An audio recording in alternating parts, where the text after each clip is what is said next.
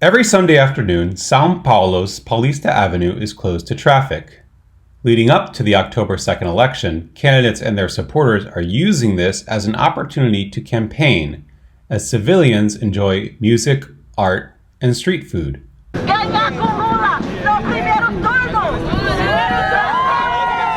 The majority of those who show up on these Sunday afternoons are supporters of left-wing candidate and former President Lula. Porque ele é o único capaz de tirar o Brasil dessa situação que a gente está ultimamente, entendeu? But Brazil's Independence Day was a different story, where one could find only supporters of the right-wing candidate and incumbent Bolsonaro, nearly all of them decked out in green and yellow, the colors of the Brazilian flag. Bolsonaro é esperança para nós todos. Bolsonaro is notable in being part of the larger trend of right-wing populists who are gaining traction across the world. But what is populism? Now, in today's political context, you could see populism as an illiberal democratic response to undemocratic liberalism. Cass Mude is a professor of international affairs at the University of Georgia. And let me explain that. So populism is an illiberal democratic form. It is democratic in the sense that it does support popular sovereignty and majority rule, but it's illiberal because it doesn't believe in minority rights, rule of law, separation of power. In other words, populism is a manifestation of what first Alexis de Tocqueville and later John Stuart Mill warned of as the tyranny of the majority, a democracy which allows the majority to impose its will on minorities, both through the tools of the state as well as social pressure. You have a lot of people from the left wing calling Bolsonaro a fascist, which is a term that I don't like. He's not competent enough to be a fascist, because a fascist is someone of a one-party state. There's not another party, there's not a second political party in a fascist state. Oria Fancelli is the author of Populism and Denialism, and a candidate for the state Congress. He voted for Bolsonaro in 2018, but now regrets that decision. Because I am the opposite of a denialist. I didn't wait, I didn't ignore everything that happened after he was elected. I grew from that, I learned from that, I specialized on that, on populism, on denialism, and I wrote a book about that. It's my sort of mea culpa to not let it happen again. Even though Oria Fancelli doesn't call Bolsonaro a fascist, he believes that Bolsonaro has some fascistic tendencies. Attacks against the Supreme Court, because fascism is not democracy. And when you're trying to stimulate rage against the other institutions that guarantee the division of power, I think that's a characteristic of fascism too. But populism remains the most apt term when describing Bolsonaro.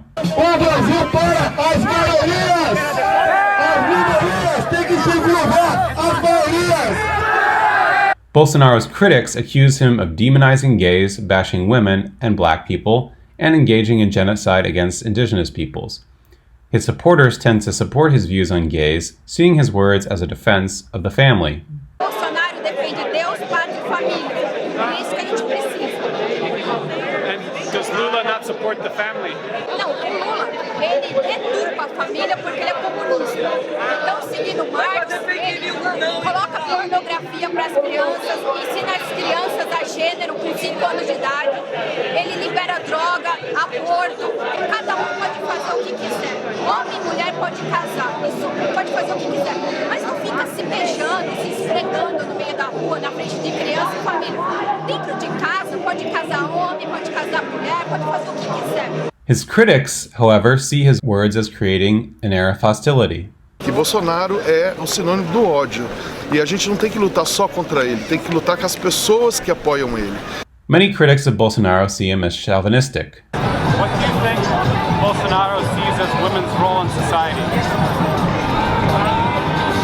E aí, quando a gente viu no debate ele atacando a jornalista Vera Magalhães, as outras jornalistas, você vê que essa é a verdadeira essência dele e que ele é um homem que não só tem preconceito, é machista, etc., mas realmente tem uma misoginia e um ódio contra as mulheres. Abortion remains illegal in Brazil, except in cases of rape or saving the life of the mother. This remains a divisive issue between supporters of each candidate. We need to legalize abortion in Brazil. It's an emergency.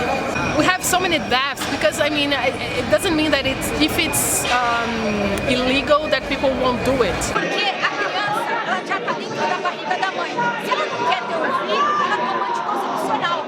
Existem muitas formas de evitar matar a criança em defesa. Está gerada na barriga, ela se mexe, ela tem sentimentos. Então, quem evitar o filho, toma anticoncepcional.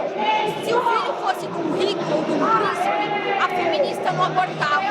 But Bolsonaro maintains support among evangelical women of color. Com Bolsonaro, com certeza, não tem nem dúvida, porque ele é o melhor.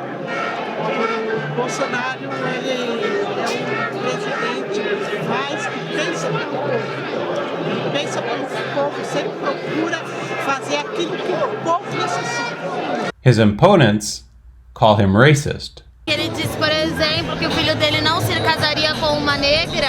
A política dele é racista na medida que ele ignora que aqueles que mais morrem pelo armamento da população civil são as pessoas negras. Que as pessoas condenadas pela política de ódio e que são a maioria na população carcerária são as pessoas negras. Que as pessoas que morrem no conflito por terra, que aumentou mais de 1000% no governo dele, são pessoas negras e indígenas. Bolsonaro has been aggressively pushing an agenda of turning the Amazon into farmland, which critics frame not just as displacement, but as a deliberate genocide of the indigenous peoples. Ele legaliza a destruição dos territórios, nega o direito territorial dos povos indígenas, quer legalizar a mineração dos territórios indígenas. Apontam que a emissão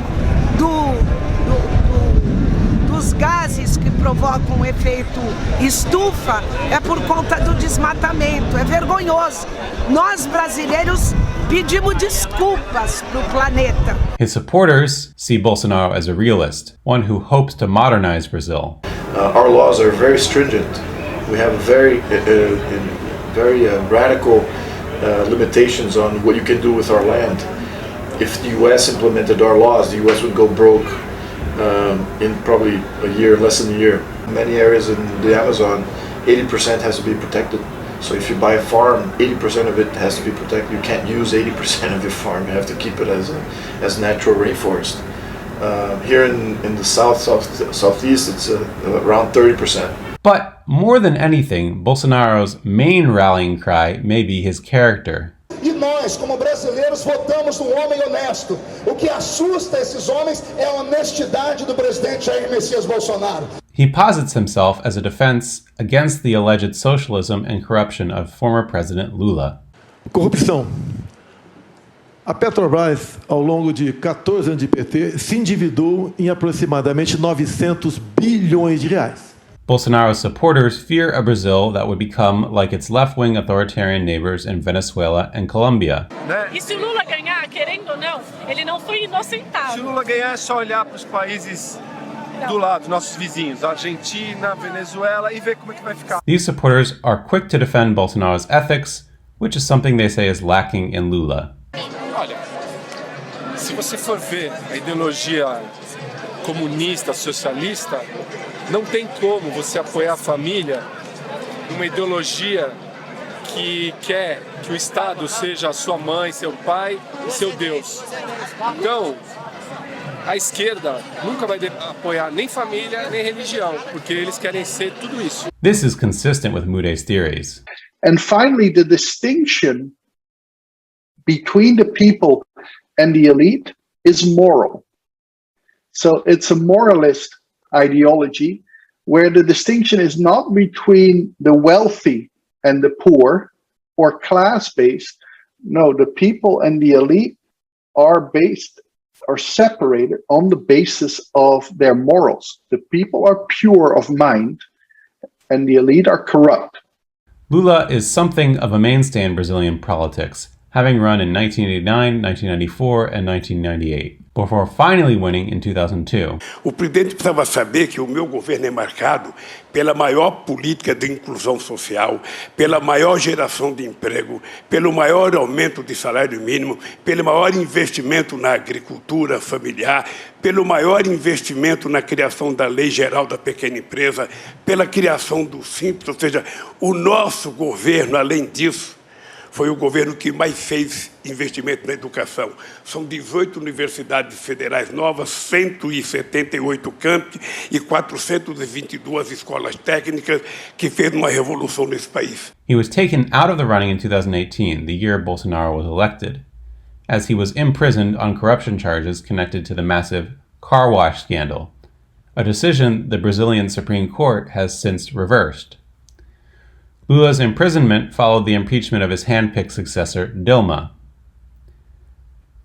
While the presidential election is likely to go to a runoff on October 30th, the polls show Lula winning by a large margin in a head-to-head contest with Bolsonaro. But even if Bolsonaro loses the vote, some fear that he may still try to hold on to power.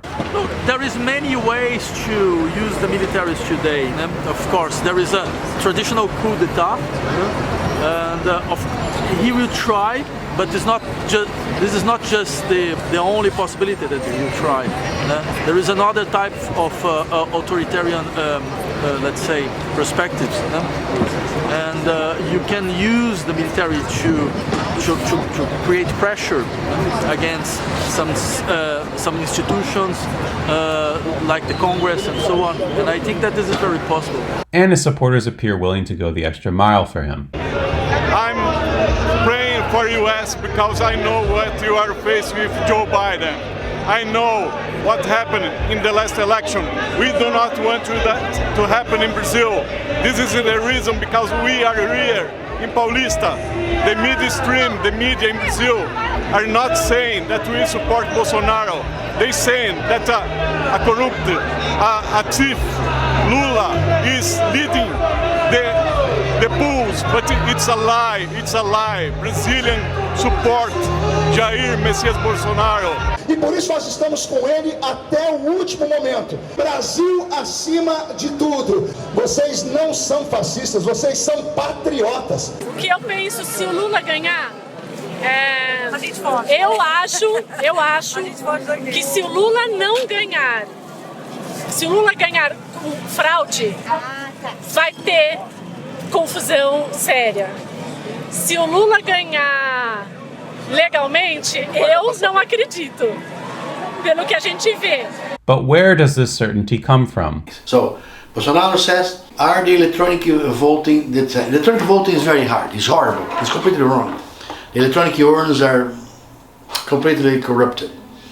And people said, okay, how can you prove it? He said, okay, you have to prove that they are correct. I mean, it's completely against the methodology of science. If you make any hypothesis, you have to prove it. You have the costs of the proof are on you. Walter Carnielli is a professor of logic at the University of Campinas. With Richard Epstein, he is the co-author of Critical Thought. It is easier, I think, to be right side or right wing. It's easier to construct or to propose right-wing politics because you just choose 3 or 4 topics like I am for family, for God, for freedom, and for Christianity values and anti-communist. Okay, with this kind of a platform, you easily construct 4 or 5 items that's easy to sell to people. On the other hand, the left-wing people is hard. I mean, you don't have symbols to be using in your favor, right? So it's more, in a certain sense, the left-wing people requires more criticism. So it's much harder. You don't have it for a left-wing like 4 or 5 items that you can sell to people easily. International commentators like to point out that Brazil was under a military dictatorship from 1964 to 1985, suggesting that its democracy was not so stable.